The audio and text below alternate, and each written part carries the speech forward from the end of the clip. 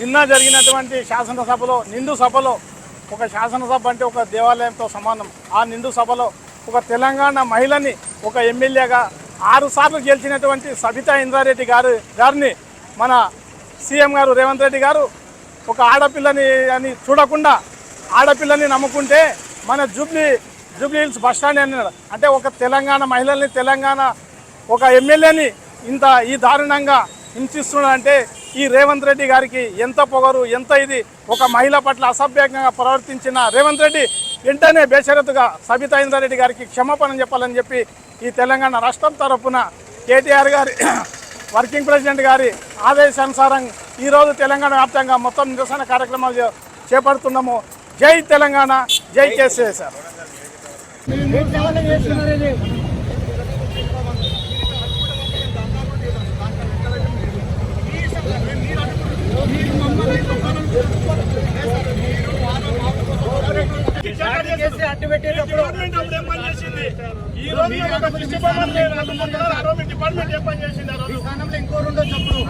ఈరోజు కాంగ్రెస్ పంచాలు పాడుకుంటే మీరు ఉద్యోగాలు చేస్తున్నారా?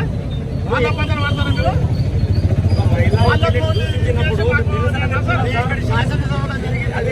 తిట్టడము, మహిళలే అగౌరవంగా మాట్లాడము, తిట్టడము ఇది సబబా?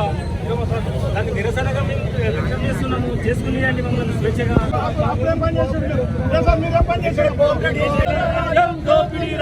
ఇదేమి రాజ్యం, ఇదేమి రాజ్యం,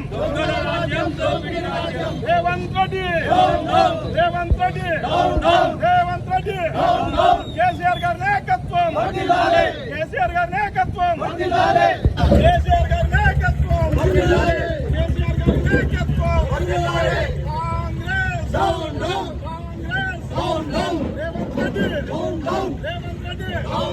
ఒక మహిళా ఎమ్మెల్యేను దూషించిన రేవంత్ రెడ్డి, ఒక మహిళా ఎమ్మెల్యేను దూషించిన రేవంత్ రెడ్డి, కాంగ్రెస్ ప్రభుత్వం వెంటనే, కాంగ్రెస్ ప్రభుత్వం వెంటనే, కాంగ్రెస్ ప్రభుత్వం వెంటనే రేవంత్ రెడ్డి, రేవంత్ రెడ్డి, కాంగ్రెస్, కాంగ్రెస్, జై తెలంగాణ, కేసీఆర్ గారి నాయకత్వం.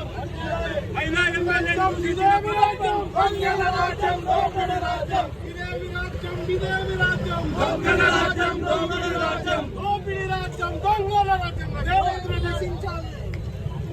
ఎమ్మెల్యేని దూషించిన ప్రభుత్వం రేవంత్ రెడ్డి, రేవంత్ రెడ్డి, మహిళా ఎమ్మెల్యేని దూషించిన ప్రభుత్వం, మహిళా ఎమ్మెల్యేని దూషించిన ప్రభుత్వం, మహిళా ఎమ్మెల్యేని దూషించిన ప్రభుత్వం, రేవంత్ రెడ్డి, కాంగ్రెస్, కాంగ్రెస్, రేవంత్ రెడ్డి.